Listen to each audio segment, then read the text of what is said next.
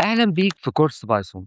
الكورس ده هيمشي معاك من الصفر حتى لو ما عندكش أي خبرة في البرمجة. هنبدأ بأساسيات بايثون وبعدها هنتدرج واحدة واحدة لحد ما نوصل لكتابة برامج ومشاريع عملية.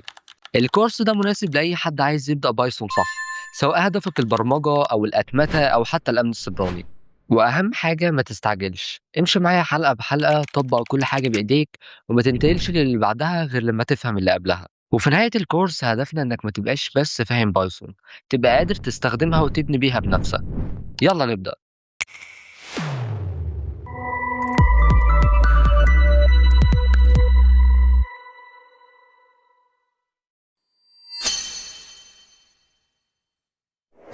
بعد ما خلصنا المقدمة ندخل بقى على أهم حلقة، اللي هي تجهيز البيئة. هنستخدم برنامج إيه، هنشتغل عليه إزاي، وهنحمله منين. أول حاجة هتدخل على جوجل بلاي أو أب ستور أو أيا كان، يعني المتجر اللي هتحمل منه، وهتروح كاتب كده بايدرويد. تمام. هيظهر لك أول واحد في البحث بايدرويد 3، وهتنزل شوية كده هتلاقي ده هتحمله، سواء أنت عايز تعمله بالأبديت أو لأ. مش هتفرق كتير، هتحمله. وهندخل على الابلكيشن كده. آآ هيظهر لك بالواجهة اللي قدّامك دي. تمام؟ طيب، أنا عايزك بقى يا باشا إزاي نعمل الملف. طيب إحنا في مصطبة هنتكلم عادي والدنيا سهلة وبسيطة. أول حاجة هندخل على المربع اللي فوق ده، أو اللي هو عامل زي الfolder ده أو الملفات، هتروح دايس عليه. تمام؟ وهتروح دايس على save as اللي هي رقم تقريبًا 4، وهتروح داخل على رقم 2، وتبدأ إن أنت تكتب اسم الملف. تمام. .py دي اللي هي اختصار بايثون. تمام. أنت هتمسح new file وتكتب مثلًا اللي أنت عايزه. أنا هاكتب أي حاجة، مثلًا نكتب مثلًا إيه، نكتب بايثون أيًا كان، ونروح دايسين save. كده زي ما أنت شايف اسم الملف اتغيّر، اللي هو python.py كان new file دلوقتي بقى بايثون. طيب نعرّفك بقى على البرنامج قبل ما نبدأ نكتب أكواد. أول حاجة هتدوس على ال3 زرار اللي فوق دول، وتبدأ بقى إن أنت تنزل تحت شوية، هتلاقي حاجة اسمها التيرمينال. طيب التيرمينال دي اللي إحنا لو في مكتبة أو أي حاجة هنثبتها من عليها. هتكتب كده pip أو pip install. تمام. وتبدأ بقى إن أنت تكتب اسم المكتبة. تمام. وكده ده كده يعتبر أول حاجة هنستخدمها بعدين. طيب تاني حاجة بقى اللي هي الpip برضه. هنا بتكتب بقى نفس الموضوع اللي هي الكلمة اللي أنا قُلت لك عليها، أو بتكتب اسم المكتبة بس وتروح دايس install وتروح حايش علامة الصح دي، اللي أنا لسه حايشها اللي هي كانت هنا دي. وتروح دايس install بيثبِّت المكتبة. كده إحنا جهّزنا البيئة اللي إحنا هنشتغل عليها. وكمان حابب أقول لك إن ده بيشتغل من غير نت لو أنت عايز تكتب أكواد. عادي هيشتغل من غير نت عشان أنت بتنشئ حاجة، مش بتستخدم حاجة. طيب، أنت دلوقتي هتكتب أول كود في حياتك.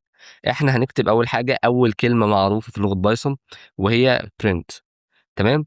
ونبدأ نعمل قوسين كده ونحط مثلًا نكتب اسمنا، هاكتب يوسف مثلًا. هو أنا كده لو شغّلته هيشتغل؟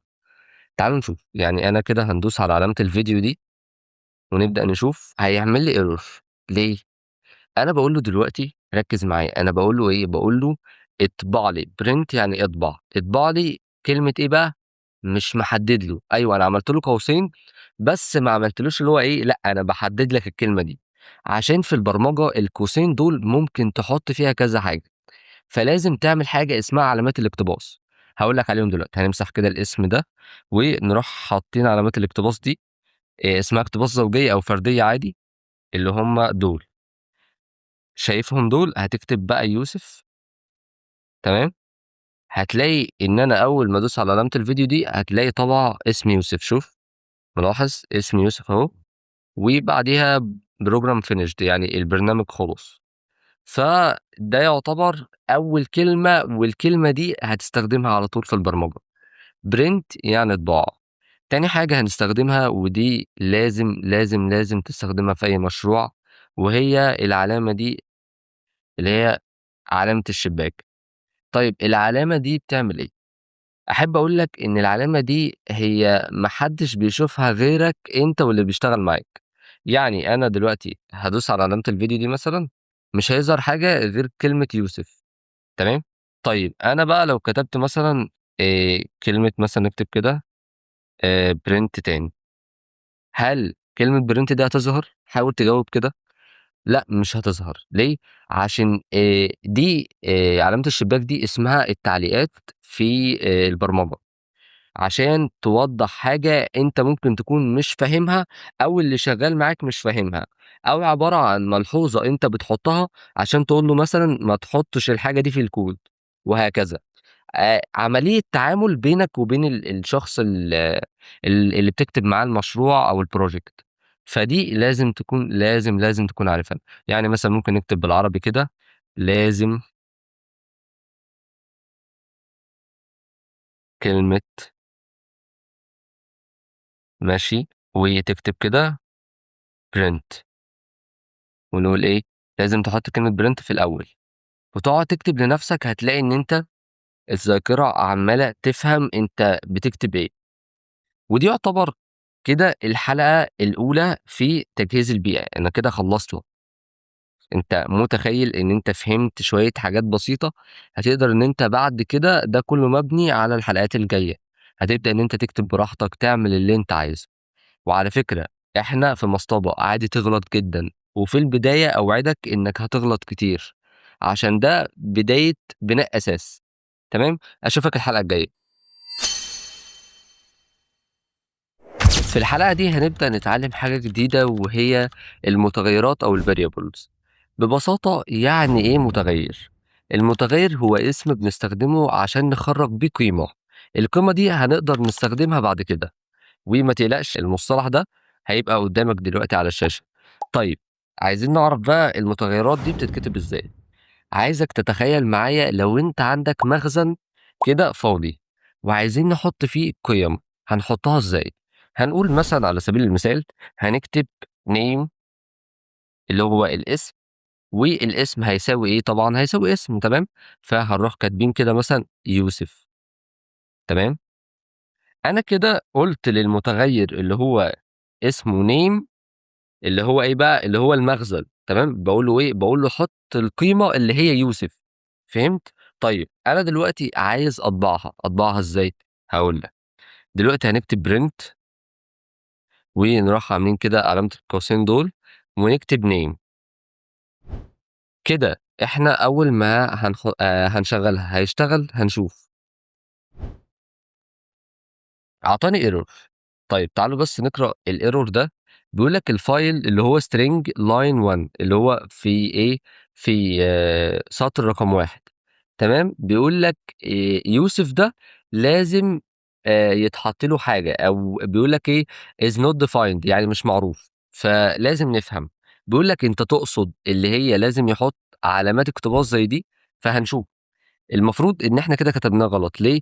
عشان إحنا ما حددناش، لو أنت فاكر إن إحنا في الحلقة الأولى قُلنا أنت لازم تحدده، فلازم تفهم. طيب هنقول إيه، هنروح عاملين كده العلامة دي، نروح ماسحين كده ونروح عاملين كده، هتلاقي اللون اتغيّر، كده أول ما تلاقي اللون اتغيّر كده يبقى ده له علاقة بحاجة، اللي هو المخزن اللي هو إيه name، فإحنا أول ما نشغّله كده هيبدأ إن هو يكتب لي اسم يوسف. تمام؟ طيب ناخد مثال كمان، أنا دلوقتي مثلًا هنروح كاتبين سِنّي مثلًا، هنروح كاتبين age، نروح عاملين كده يساوي، نعمل مسافة كده صغيرة، ونروح كاتبين مثلًا 18. أنا كده بقى السؤال ده ليك، لو أنا طبعت دلوقتي هيطبع؟ تعالوا نشوف، نكتب بس print الأول، print ونروح عاملين قوسين ونكتب age، كده هيطبع والّا لأ؟ لو إحنا دوسنا كده هنشوف، ما طبعش، ليه بقى؟ ده في خطأ، بيقول لي إن name بنت بيقول لك is not defined مش معروفة، أنت تقصد كلمة print؟ يعني أنا كتبتها غلط، ركّز معايا، أنا كده كتبت إيه، كتبت بنت مش print، نسيت حرف الR، تمام، هندوس كده ونشغّل تاني، 18 طبعت. طب سؤال بقى، سؤال، هو أنا دلوقتي ليه ما حطيتش علامات الاقتباس؟ اشمعنى حطيتها على كلمة يوسف؟ هاقول لك، الأعداد مش لازم تحط عليها علامات اقتباس، عشان هي أصلًا بتُعرّف على طول، عشان مش زي النصوص، النص كذا حاجة، الأرقام بتبقى حاجة واحدة، فهمت؟ طيب إحنا كده يعتبر في كام دقيقة، في 3 دقايق خلّصنا الvariables أو المتغيرات، ودي يعني حاجة بسيطة أوي، فحاول تفهمها عشان فيها شغل كتير أوي الفترة الجاية، وبس كده.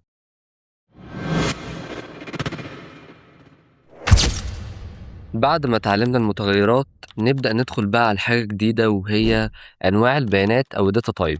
لازم تعرف كل حاجة نوعها إيه، يعني الاسم نوعه إيه، الرقم نوعه إيه، الأعداد العشرية نوعها إيه، كمان في حاجات اسمها true false لازم تعرفهم، لازم تعرف كل حاجة نوعها إيه. فهناخد مثال بسيط ومن المثال ده هعرفك كل حاجة ببساطة.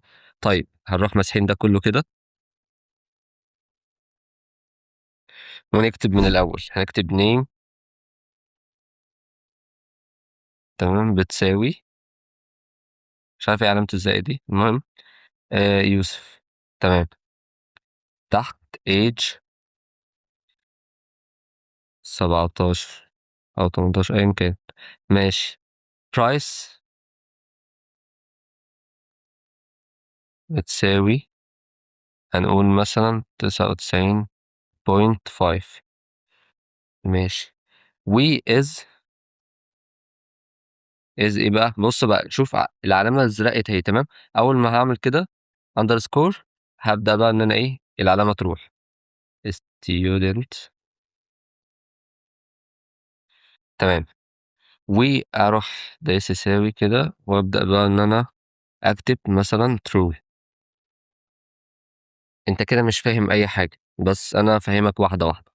أول نوع وهو النصوص دي، النصوص دي هتساوي string، string يعني نص، تمام؟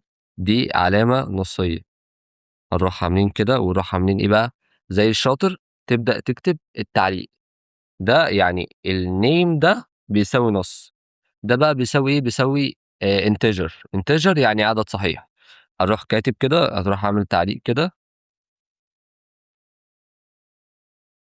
integer تمام، ننزل تحت كده الأعداد العشرية بتساوي إيه؟ بتساوي float، float يعني عدد عشري، تمام. آخر حاجة دي بقى ودي اللي لازم تفهمها، اللي هي عارف اللي هي صح وغلط، اللي هي ما فيش خيار تاني، هي يا صح يا غلط، أنت أنت طالب، أنت أستاذ، يا أيوه يا لأ، فهمت؟ طيب دي بقى اسمها boolean تمام؟ هتروح عامل برضه علامة التعليق دي، لازم تعمل تعليقات عشان تفهم كل حاجة، تكتب كده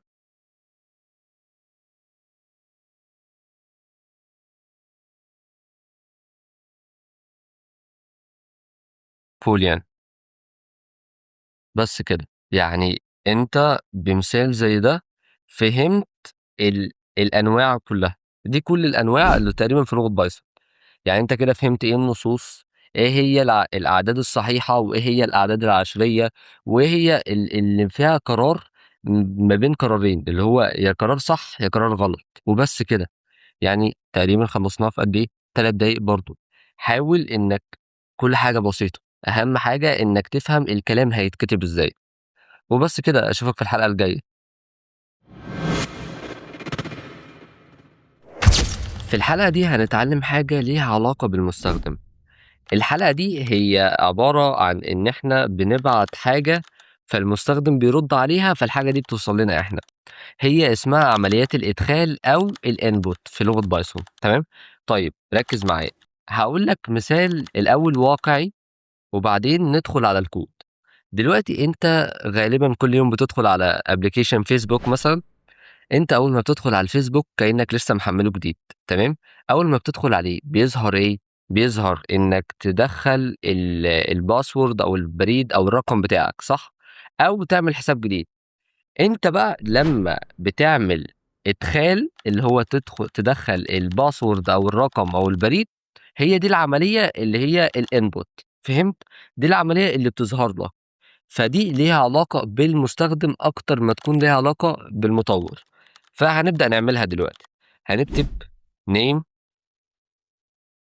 بيساوي ونروح كاتبين input قوسين ونعمل كده علامات اقتباس تمام، زوجية أو فردية مش هتفرق، ونروح كاتبين enter your name. تمام، أنا كده باقول له يظهر لك الكلمة دي اللي هي إيه، enter your name ونروح عاملين نقطتين فوق بعض، ونروح عاملين إيه، مسافة كده عشان إيه، يبدأ إن هو المستخدم يكتب.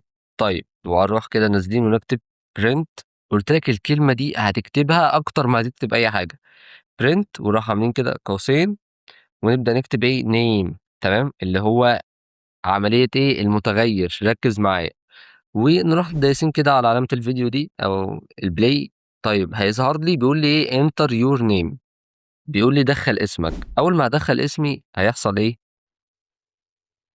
يوسف، وأروح دايس enter طبع لي اسمي. فهمت؟ دي عملية عملناها. طب ندخل بقى نقول له مثلًا على سِنّي مثلًا، نروح عاملين كده مسافة ونكتب age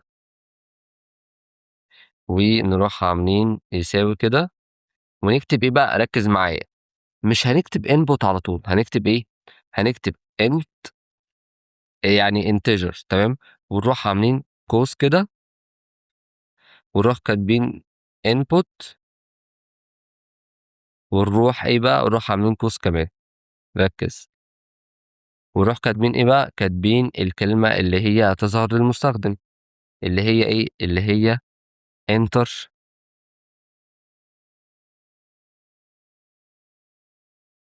your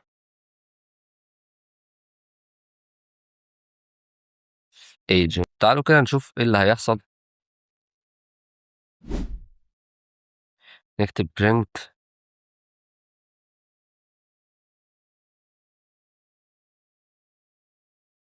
age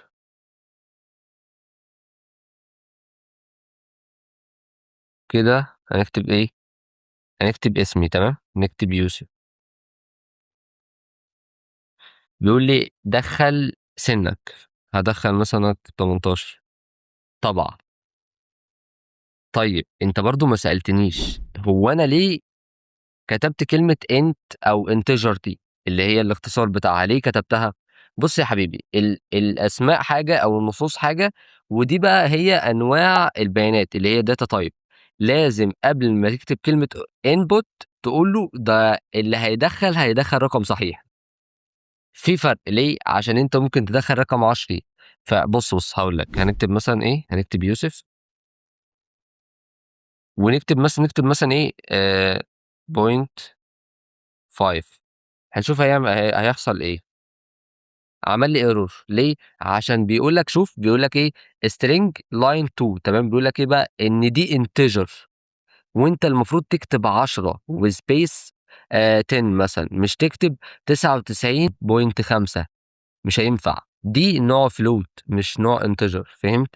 فتكتب حاجة عدد صحيح، مش تكتب عدد عشري عشان ما ينفعش. فدي بقى، طب أنا بقى لو حُشتها كده وكتبت float هيبدأ برضه إن أنت لازم تكتب رقم عشري مش تكتب رقم صحيح وهكذا. وده اللي إحنا اتعلمناه النهارده، حاجة سهلة وبسيطة، وإن شاء الله الكورس كله يكون كده. في الحلقة دي هناخد العمليات الحسابية، وإيه هي أصلًا وإزاي نستخدمها، يعني إيه هي العلامات دي. أول حاجة علامة البلس ودي علامة الجمع. طيب علامة بقى الطرح إيه، هي العلامة دي. طيب علامة القسمة دي، نعملها كده بالEnglish العلامة دي. تمام، علامة بقى الضرب غريبة شوية وهي العلامة دي، عاملة زي النجمة كده. المهم ناخد مثال، نكتب كده print نروح عاملين قوسين كده ونكتب مثلًا 5 في 5 مثلًا ونشوف هيعمل إيه. أول حاجة طبعًا عطاني error عشان إحنا عملنا إيه، ما حطيناش دول كتعليقات، فهاحطهم كده كتعليقات عشان ما يشوفهمش.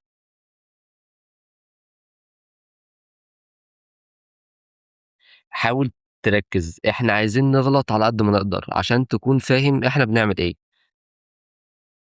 طيب 5 في 5 ب25 ضربهم وطبع لي الناتج اللي هو 25. تمام، فعايزك تفهم إن دي ما بنحطش برضه فيها علامات اقتباس عشان تفهم، مش هنحط فيها العلامة دي، اللي هي دي، ركّز معايا اللي هي دي، العلامة دي مش بنحطها، عشان ده عدد مش نصوص، فلازم تفهم. طيب نعمل مثال كمان، نكتب كده print، راح عاملين قوسين، نكتب مثلًا 23 مثلًا slash، نعمل مسافة، المسافة مهمة آمم 3 مثلًا، أيًا كان، ونروح نشوف كده الناتج. أول حاجة طبعًا 25 اللي هو 5 في 5 ب25، بعدها عطى لي الناتج ده اللي هو 7 بوينت كذا، كذا، كذا، اللي هو إيه، الاسم الصح بالتفصيل، تمام؟ طيب في بقى طريقة تانية اللي هو إيه، تحط القيمة كمتغير وبعدين بقى تطبع، ركّز معايا، ودي اللي هنستخدمها كتير في البرمجة. نمسح كده ونكتب اختصار num، ماشي، num1 بيساوي، ونقول مثلًا هيساوي مثلًا إيه، 15 مثلًا، وتحت num2 بيساوي آمم مثلًا 57، أي حاجة. طيب ونبدأ بقى إيه، إحنا كده عملنا المتغيرات أو الvariables، تمام، نبدأ بقى إن إحنا نكتب print، ركّز معايا، print وراح عاملين قوسين كده، ونعمل إيه بقى، نكتب بقى num1 زائد مثلًا num2، ونشوف هيطبع والّا لأ. طبع لي 72، فهمت؟ يعني دي العلامة أو القيمة اللي بتبقى على طول المبرمجين أو الcoding بيستخدموهم، أو العمليات الحسابية بيستخدموا الطريقة دي على طول.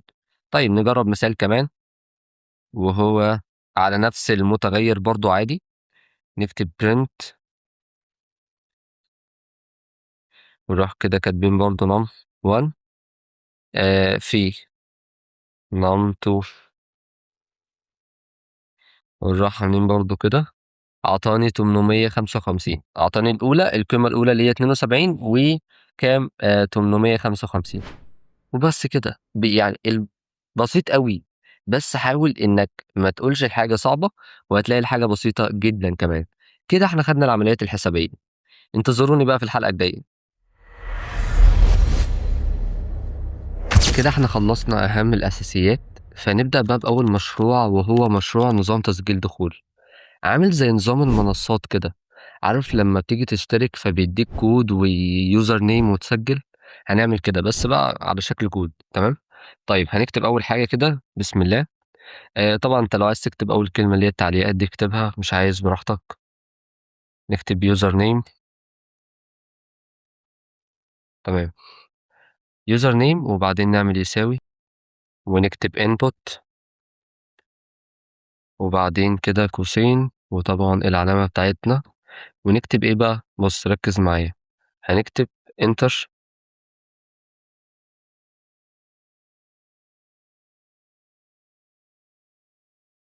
enter إيه بقى، user name.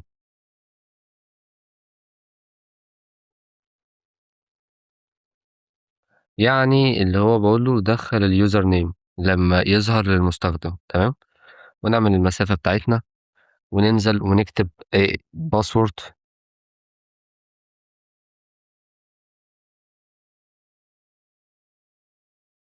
ونعمل برضه علامة الصح بتاعتنا ونكتب input. إحنا كده بنراجع كل اللي خدناه، تمام، ونعمل دي ودي برضه، ونكتب برضه enter، ونكتب enter password،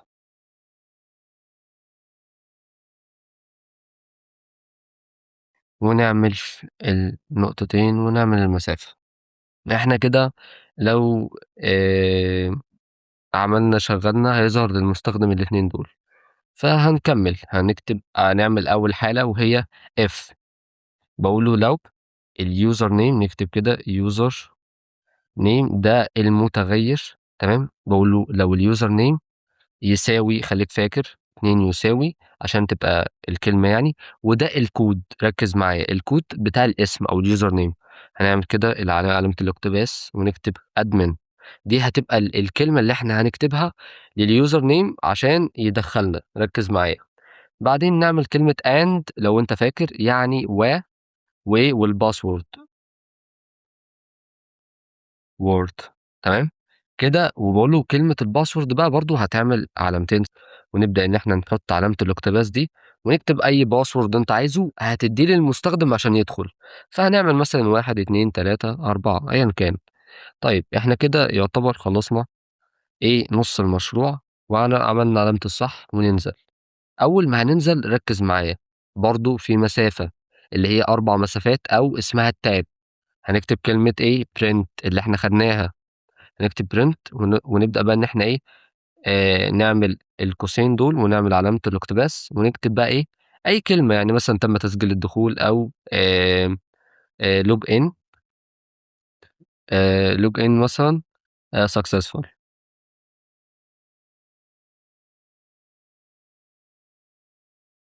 successful مثلا أي حاجة. وهنعمل برضو الحاجة اللي هي عكسها، اللي هي إيه، هنرجع كده شوية ونكتب ls. لو هو سجل غلط هيظهر له إيه، ركز معايا، هنكتب print، نكتب print والقوسين ونعمل علامة الاقتباس ونكتب ايه invalid. تمام. ونكتب يوزر نيم،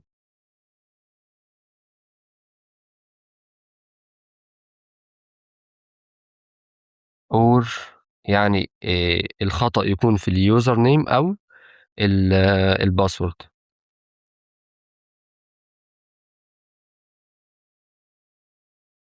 احنا كده المشروع خلص. نبدأ نشغله بقى. اول ما هنشغله هيظهر بالواجهة دي. هنكتب طبعا الكلمة اللي احنا حاطينها كمبرمج للمستخدم، هنكتب admin ايا كان الكلمة يعني. و انتر باسورد يعني دخل الباسورد بتاعك او كلمة المرور. طبعا احنا كنا عاملينها 1 2 3 4. قال لي ايه، قال لي لوج ان. طبعا انا كتبتها غلط. المفروض لوج ان، لوج ان سكسس، يعني تمت العملية بنجاح او تم تسجيل الدخول بنجاح. طيب احنا كده عملنا المشروع وكده فهمتك. ففي حد هيسأل سؤال، هيقول طيب احنا عملنا المشروع وكل حاجة، بس ليه ما ظهرش مثلا زي فيسبوك وكده؟ هقول لك يا حبيبي، دي عبارة عن اكواد بايثون مش شكل. الشكل بيكون في لغة اسمها CSS او HTML. الاتنين دول بيعملوا شكل زي فيسبوك وكده، وحاول تعمل سيرش عنهم هتفهم كل حاجة. طبعا احنا كده خلصنا اول مشروع. اشوفك في المشروع التاني. في الحلقة دي بقى هنعمل مشروع هيكون كبير شوية أو شويتين. مشروع يحسب درجات الطالب وهيكون فيها اسمه، وهنحط كذا مادة كده عشان نشوف الدرجات هتكون عاملة ازاي، وهنعملها بعدد 10. هنبدأ بقى ونقول بسم الله. أول حاجة كده المساحة دي تمام. هنكتب ايه، نعمل بالإنجلش ونكتب نيم، اسمك ويساوي، ونعمل الكلمة اللي عارفينها على طول input. نكتب input ونروح عاملين كده وعلامة الاقتباس دي ونقول بقى ايه، اكتب بالعربي، اكتب اسمك، ونروح عاملين العلامة دي. انت شايف ان هو كده غلط تمام، بس اول ما هتنزل كده هتلاقي ان الدنيا تمام. وهنروح عاملين كده. وهنكتب ايه بقى، هنكتب تاني حاجة ممكن نكتب اي لغة، هنكتب ماس. ونروح برضو عاملين صح. وطبعا الحاجة بتاعت العلامة العشرية اللي هي فلوت، ونروح عاملين قوس. تمام. ونكتب input ونروح برضو عاملين قوس تاني. ونكتب بقى مثلا اكتب درجة الرياضيات حاجة زي كده. نروح بس عاملين علامة الاقتباس دي، الرياضيات، ونروح عاملين العلامة دي ومسافة شوية. بس ننزل كده شوية، ونعمل برضو، ممكن نعمل الانجليش برضو.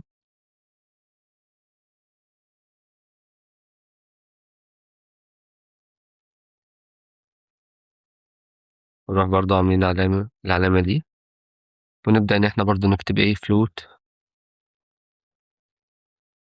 نروح عاملين قوسين ونكتب input عشان المستخدم هو اللي يدخل المعلومات، ونروح نفس النظام. طبعا عشان الوقت أنا هكتبهم بسرعة وأجيلكم. طبعا زي ما انتم شايفين كتبنا الاسم ومادة الرياضيات وإنجليزي وأي لغة اللي هي لغة بايثون، وننزل كده ونكتب بقى إيه الأفريج أو المستوى. نكتب كده average، ونروح عاملين علامة صح. ركز بقى معايا، وهنعمل القوسين كده ونكتب المواد اللي هي أول واحدة ماس، ونعمل بلس، ونكتب English،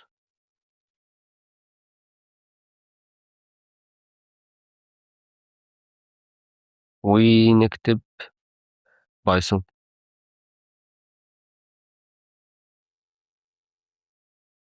كده تمام. ركز بقى معايا، هنطلع بره القوس كده ونروح عاملين العلامة دي. تمام. ونعمل 3 أو أيا كان الرقم، إن أنا بقول له المستوى ده كله عايزك تقسمه، هتجمعهم على بعض وتقسمهم على ال3.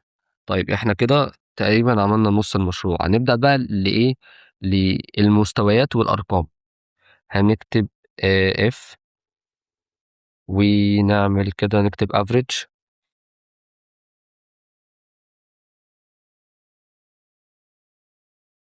وبعدين نعمل ممكن أكبر من أو يساوي. تمام، ركز معايا، ونكتب 90 مثلا أي رقم، ونعمل نقطتين فوق بعض ونكتب print، ونكتب إيه، أنا نكتب مثلا ممتاز جدا، نعملها بالعربي ممتاز جدا. بس كده كده أول واحدة عملناها. طبعا زي ما أنت عارف عملنا F، يبقى نعمل إيه الF. طيب ال الF هنعمل إيه؟ هنعمل برضو هنكتب كلمة average،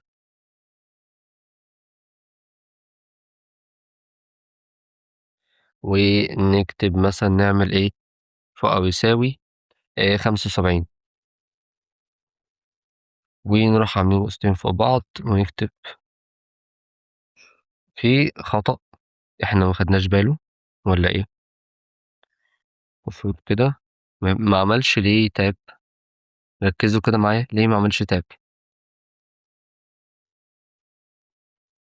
في كده إحنا عملناها حاجة غلط. إيه هي؟ عشان ما يرضاش يعمل تاب، مفيش مسافة. شوف أنت كده، نكمل. كده عمل تاب ليه؟ عشان أنت عملت مسافة بعد النقطتين. خليك مركز معايا عشان تفهم كل حاجة، حتى المسافة بتتحسب، فركز معايا. هنكتب print ونعمل كده. ماشي، نكتب مثلا جيد جدا، نعمل بالعربي جيد جدا. تمام. وننزل كده نعمل برضو واحدة كمان اللي هي رقم 3 الF، ونكتب برضو average، ونعمل ايه؟ نعمل برضو أكبر من أو يساوي 50، أكبر من أو يساوي، ونعمل نمبر 50، ونعمل برضو كده وننزل. طيب هنكتب برضو print وقوسين وعلامة الاقتباس، ونكتب ناجح. كده احنا تمام. فاضل آخر حاجة، وهي اللي هي آخر حاجة في الدوال، وهي ls.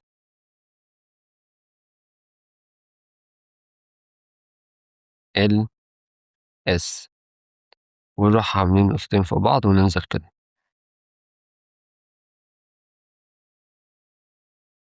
تمام. هنكتب print والنقطتين فوق بعض وكده، ونكتب إيه راسب. تمام كده ننزل بقى، إحنا كده خلصنا تقريبا 80%. هنبدأ بقى نعمل حاجة كده، وهي إن يظهر لما يكتب المجموع يظهر اسم الطالب والمتوسط بتاعه. هنعمل إيه؟ طبعا دي دالة لوحدها. هنكتب print وراح عاملين كده. تمام، ونعمل علامة اقتباس، بس سيبها دلوقتي عشان إيه، مشكلة العربي دي رخمة شوية. ونكتب name. تمام، ونروح عاملين كده كاتبين هنا كده اسم الطالب. اسم الطالب. تمام، رخمة قوي. ماشي، نروح عاملين كده العلامة دي ومسافة وبس. طيب نعمل برضو نفس النظام print،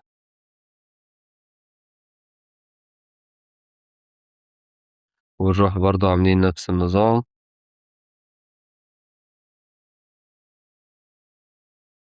ونكتب average.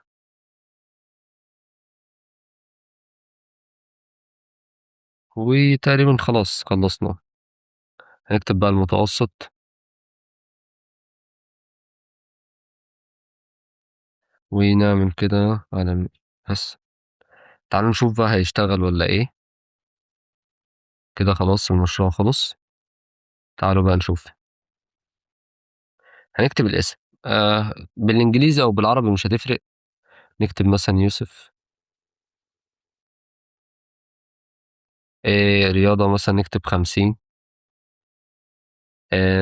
نكتب مثلا 30 مثلا. 40. جاب لي المستوى وقال لي كمان قبل قال لي الاسم، وقال لي المجموع، قال لي راسب والمتوسط 40. وبس كده، يعني احنا عملنا مشروع بسيط، وكده يعتبر خلصنا الكورس والأساسيات. دلوقتي انت هتقولي برضه هكمل ازاي وعايز افهم وكده.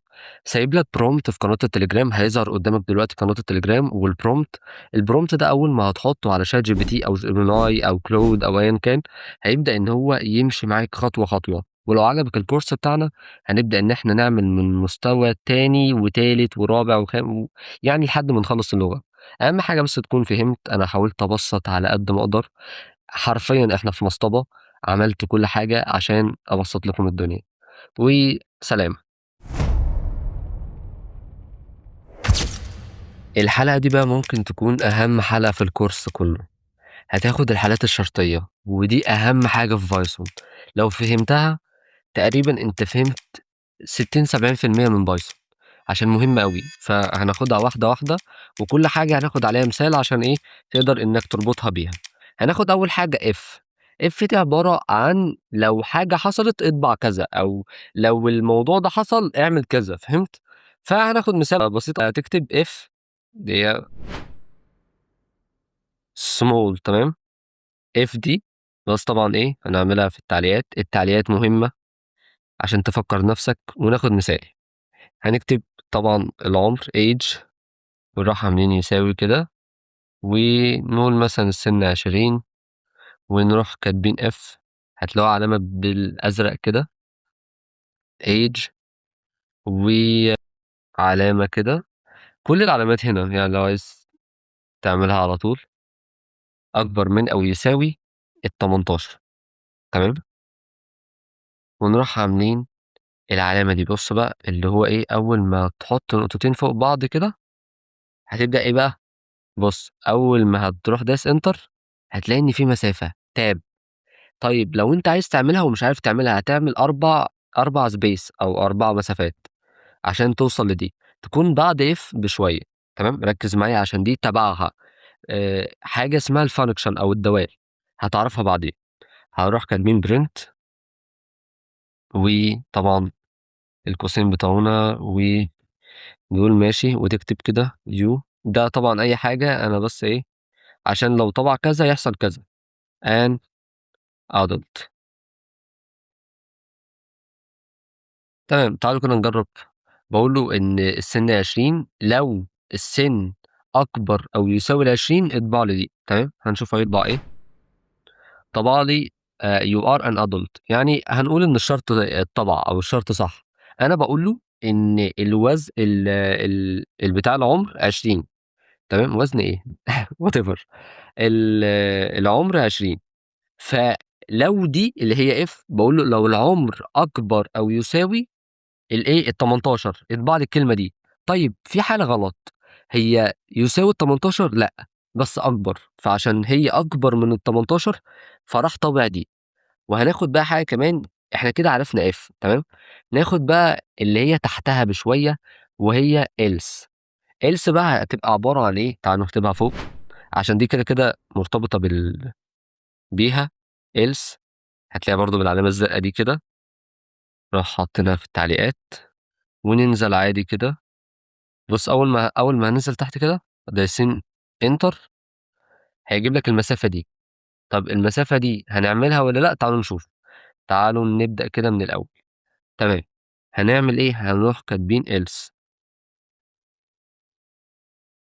ونروح عاملين نقطتين فوق بعض، ونروح نازلين كده ونكتب إيه بقى، نكتب print إيه بقى، print ونروح عاملين العلامة دي ونكتب you are not. أنت كده مش فاهم لحد دلوقتي الكلمة دي معناها إيه، بس لمّا أكتب المثال هتفهم.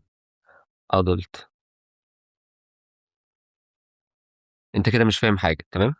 أنا باقول له العُمر 20، لو العُمر أكبر أو يساوي ال18 اطبع لي إن الشرط صح أو إن أنا صح.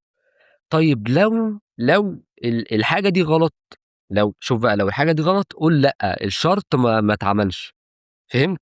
else دي عكسها، اللي هو لو الحاجة دي ما حصلتش ما تعملهاش، اطبع حاجة تانية. يعني مثلًا على سبيل المثال ناخد مثال واقعي، أنا دخلت على الفيسبوك و رُحت داخل على إيه، على الفيسبوك على الصفحة بتاعتي وبتاع وتمام، وبانزل وباتصفح وكده، وأنا عايز أطلع. هيجيب لك كده حاجة زي box كده بيقول لك إيه، إلغاء أو خروج. أنت لو دوست إلغاء هتفضل موجود على الفيسبوك، لو دوست خروج هتطلع من الفيسبوك خالص، فهمت؟ فهو بيدّيك شرطين، يا إما تفضل، يا إما تطلع، صح أو غلط، فهمت؟ فهي دي بقى else عكسها اللي هو إيه، لو الموضوع كلّه خلص خلاص أنا عايز أشوف نتيجة تانية، النتيجة بقى صح أو غلط مش هتفرق معايا، أهم حاجة إن هي تكون عكس if.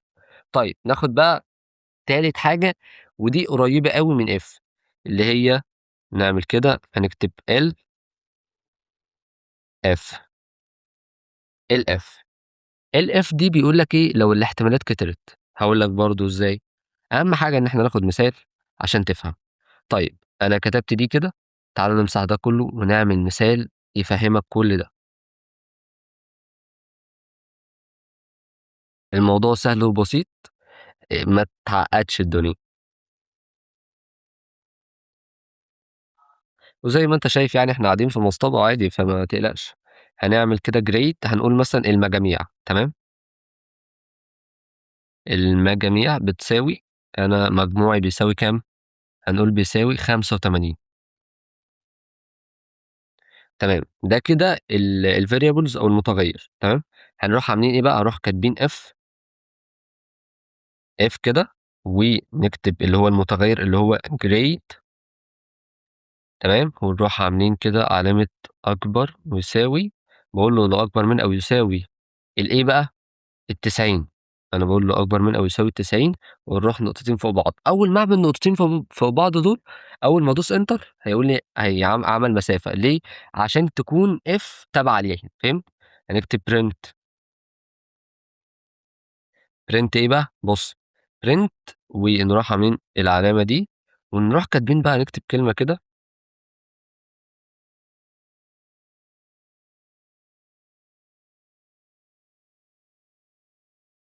excellent. يعني أنا باقول له مجموعي 85، باقول له لو المجموع يساوي أو فوق ال90 اكتب إيه، اطبع لي excellent، تمام. هنحط بقى اللي هي إيه الF، ركّز معايا. كده إحنا خلّصنا أول واحدة دي، هننزل تحت كده شوية ونروح عاملين إيه بقى الF، ركّز معايا الF. طيب إحنا كده باقول له بقى لو في احتمال تاني، دي بيقول لك إيه، لو في أنا كده عملت احتمال أول اللي هو لو هو جايب 90 أو أكبر من ال90 اعمل excellent تمام. طيب لو في احتمال بقى تاني إن هو جايب درجة تانية اكتب كذا، هنقول برضه grade تمام، ونروح عاملين أقل، مثلًا نقول أقل أو إيه، أو لأ مش أقل، أكبر أو يساوي 75. ركّز معايا، ونروح عاملين برضه العلامتين دول ونكتب print. print ونروح عاملين برضه العلامة دي، ونروح عاملين برضه العلامة دي، ونكتب very good.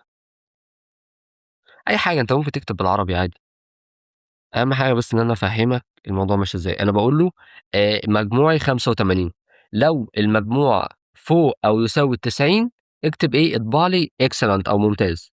طيب لو لو بقى حاجة تانية، باقول له لو مجموعي فوق أو يساوي ال75 اكتب لي إيه، very good. تمام، نعمل واحدة كمان وهي دي بقى LS، اللي هي لو مجموعي خيّب خالص. تعالَ نكتب L وأروح أعمل إيه، وأروح أعمل النقطتين فوق بعض دول. بُص بقى LS بتبقى غريبة عنهم شوية، أنا باقول له لو LS دي بقى النتيجة عكسية، اللي هو أنا ما جبتش درجة أصلًا، فهاطبع print وأعمل العلامة دي وأكتب إيه بقى failed، يعني هنقول إن هو راسب. فهمت؟ أنا أول ما هاشغّل كده هيبدأ إن هو يقول لي very good. ليه؟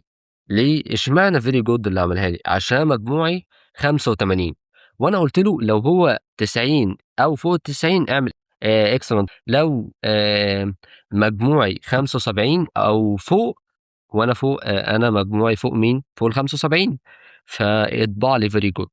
لو أنا مجموعي مش جايب ده كله اعمل failed. فهمت؟ حاجة سهلة وبسيطة خالص، يعني فهّمنا كل حاجة.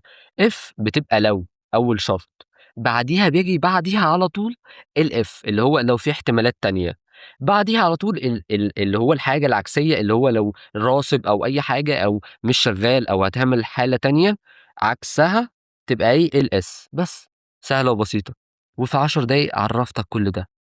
سهلة وبسيطة، حاول إنك تتمرّن عليها وإن شاء الله، إن شاء الله هتلاقي إن الموضوع سهل وبسيط معاك. في الحلقة دي هناخد المقارنات والقيم المنطقية، لازم نعرف إيه هي أكبر من وأصغر من وإيه هي العلامات ونستخدمهم في إيه. فبس عشان وقت الحلقة كتبت لكم أكبر من بتكون العلامة دي، أصغر من برضه بتكون العلامة دي، أكبر من أو يساوي العلامة زائد يساوي، أصغر من نفس النظام، يساوي بقى بتبقى غريبة شوية 2 يساوي أو double يساوي تمام، لا يساوي بتبقى علامة كده زي الواحد وتحت عاملة زي النقطة كده وبعديها يساوي.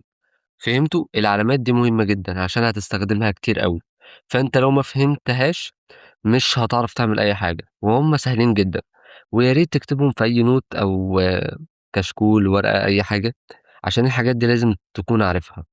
فهناخد مثال عشان ما نضيّعش وقت، نكتب إيه، هنكتب متغيّر عادي أي ما نسميه X مثلًا، وطبعًا يساوي بتاعتنا ونحط رقم، هنحط مثلًا 10 وتحت نعمل متغيّر تاني نعمله Y مثلًا تمام، ويساوي ونعمله 5. طيب إحنا كده عملنا متغيّرين، عايزين نحسب بقى، هنعمل إيه، هنعمل حاجة بسيطة أوي، هنكتب الكلمة بتاعتنا المعتادة print small،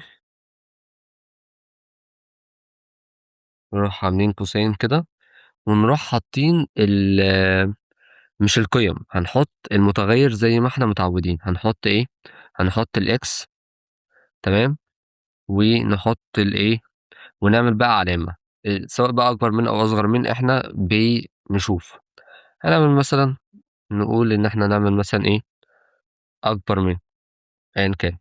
ونروح حاطين علامة الY دي ونشوف،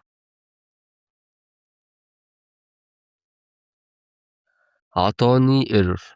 تعالوا نشوف الerror ده، بيقول في الfile line 3 syntax error. syntax error يعني الحاجة دي أنت كاتبها مش معرّفها، إزاي؟ يعني أنت كاتبها ومش عارف هي بتاعة إيه، فهمت؟ في السطر التالت، فتعالَ نشوف.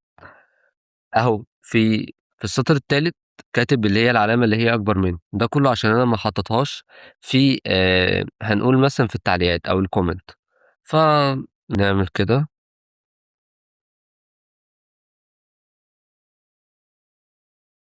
نعمل كلّه في التعليقات.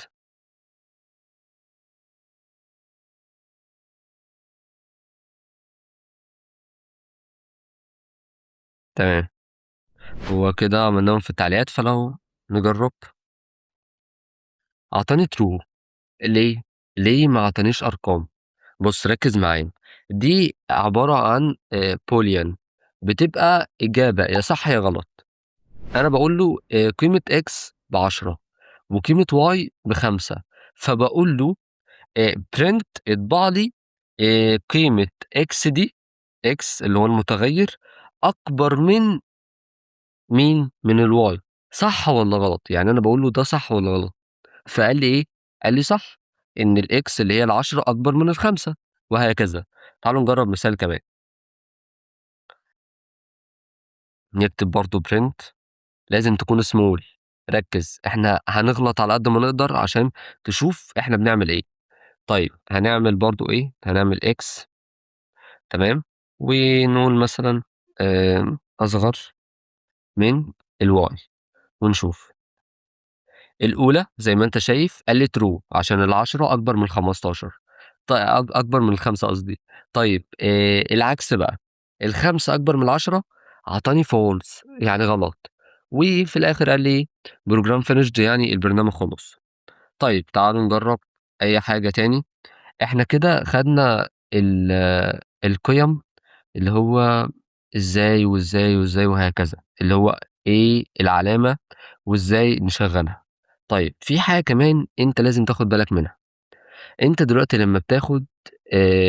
لمّا بتعملها بالboolean اللي هو صح أو غلط، في طريقة تانية ممكن تعمل بيها. تعالوا نمسح دي كده وهافهّمك كل حاجة. إحنا مثلًا كتبنا age يعني سِن أو العُمر أيًا كان، نروح عاملين اليساوي بتاعتنا ونكتب 18. بُص بقى الطريقة دي هنكتب إيه بقى، بُص هنكتب print إيه بقى والقوسين بتوعنا، ونروح عاملين age. بُص بقى age أو العلامة بقى، اللي هو اختار أي علامة من دول أكبر من أو يساوي أو أيًا كان، فإحنا هنعملها برضه أكبر من أو يساوي الإيه، ال18 تمام، ركّز. فأنا كده باقول له أنا عمري 18 سَنة، اطبع لي العُمر اللي هو أكبر من أو يساوي ال18، فهمت؟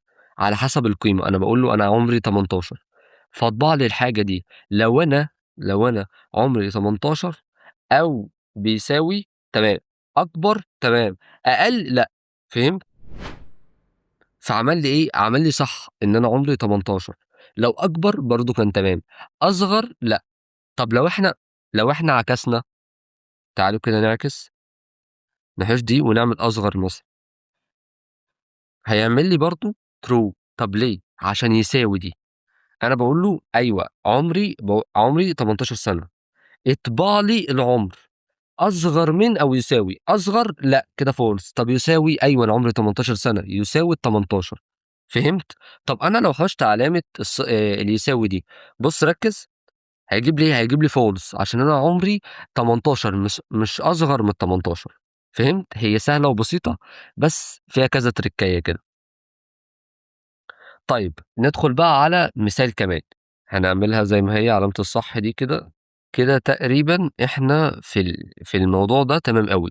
طيب ناخد مثال كمان، إحنا هاقول له إن أنا برضه عمري 18 تمام، هاقول له بقى أنا العمر بتاعي ده 18 برضه، يعني بيساوي ال18 والّا لأ؟ تعالوا نكتب كده print، نروح عاملين القوسين بتوعنا وage تمام، بيساوي، نعمل يساوي كده 18، هنشوف هيطلع إيه، يطلع لي error. ليه بقى؟ بُص بقى، طلع لي error ليه؟ خلّيك مركّز. بيقول لي في الfile line اللي هو رقم 12. إيه بقى المشكلة؟ ركّز معايا. إيه بقى المشكلة؟ بيقول لي في الtype error الكلام أو النوع، بيقول لك في print القوسين دول، بيقول لي أنت كاتب أصلًا الكلمة غلط، اللي هي age. بُص ركّز، ركّز. أنا كاتب إيه؟ كاتب age بتساوي إيه؟ بتساوي 18. فكده بيقول لك إيه؟ بيقول لك غلط. طب غلط ليه؟ ركّز كده. تعالوا كده نمسح ده مثلًا. برضه بيقول لي غلط، ليه؟ ما عندكش فكرة؟ حاول كده تشوف. معذرةً والله الدوشة. طبعًا في الcourse مش هتلاقوا الدوشة دي ولا أي حاجة، هنعملها في الedit. طيب، عرفت المشكلة والّا لأ؟ ركّز معايا. مش إحنا قُلنا ما ينفعش نحُط علامة اليساوي دي بس، لازم نحُط 2 يساوي؟ يعني أنا كده عملت، بُص، أعطاني error، فاهم؟ طيب تعالَ كده، لو أنا حطيت يساوي تاني هيشتغل والّا لأ؟ جاوب كده. تعال نشوف. أعطاني true. فهمت؟ عشان إحنا قُلنا فوق إن علامة اليساوي 2، يساوي ويساوي. لو أنت عملت يساوي واحدة بس مش هتبقى في المقارنة، فهمت؟ ودي هناخدها بعدين. طيب، أنا مش عايز أشتتك، بس إحنا كده خلّصنا الإيه، المقارنات. ناخد بقى شوية أدوات كده، فلازم تاخد بالك منهم، مهمين أوي. تعالَ نمسح كده.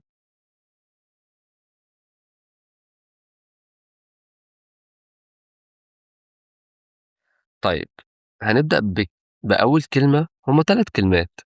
كلمة and يعني إيه؟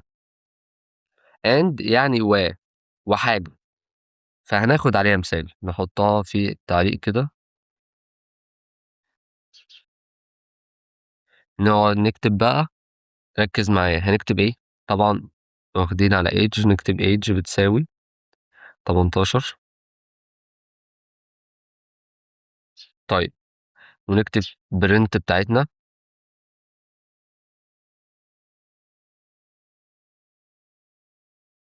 print، ركّز بقى معايا، باقول له اطبع لي العمر age. age إيه بقى؟ وأكبر من أو يساوي إيه بقى؟ بُص، 18. ال18 تمام. وباقول له and. تمام. باقول له وإيه بقى؟ ركّز بقى معايا، باقول له وage العمر برضه، والعمر بيساوي، بُص بقى، أقل أو يساوي ال18. فاهم حاجة؟ وتعالوا نشوف. أعطاني true. فاهم قصدي؟ أنا باقول له إيه، باقول له أنا عمري 18.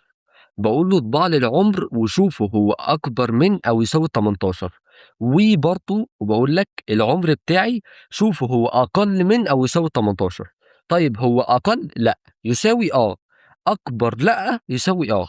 يعني الاتنين يساوي، فهمت؟ فهي دي المعادلة. طبعًا أنت بتستخدمها في معادلات أكبر من كده، بس أنا بادّيك أمثلة بسيطة عشان تقدر إنك إيه، تعرف كل حاجة. طيب ندخل بقى على الكلمة التانية، وهي or. or يعني تعالوا بس نمسح الأول عشان تكون فاهمني. or يعني أو. تمام. يعني أو. ركّز بقى معايا. ناخد مثال عليها. هناخد مثال برضه عن العمر عشان دي أسهل حاجة. بيساوي 18 برضه.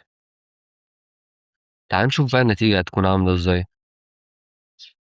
هنكتب كلمة print اللي إحنا متعودين عليها. age. ونروح كاتبين إيه بقى، بُص هنكتب دي اللي هي أصغر، ونكتب ال18. 18.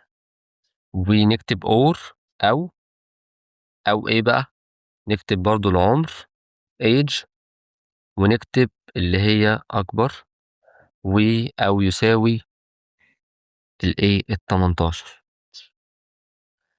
ونشوف. أنا باقول له أنا عمري 18 اطبع لي العمر أصغر من ال18 أو العمر بيبقى أكبر أو يساوي ال18 فتعالَ نشوف هيقول لي إيه. بيقول لي صح. يعني أنا باقول له يا دي، يا دي، فشوف لي إيه الصح وطلّعها لي، فهمت قصدي؟ تعالوا بقى هناخد حاجة تانية خالص ودي هتعكس النتيجة، وهنشوف دلوقتي. إحنا كده خدنا and وor. هناخد حاجة بقى تانية غريبة أوي ودي لازم تاخد بالك منها، اسمها not.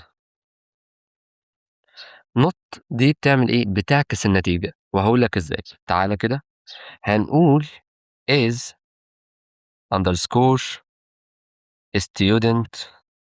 تمام؟ student إيه بقى؟ بُص، بيساوي true. تمام، بيساوي true. ركّز معايا. هنقول له اطبع لي print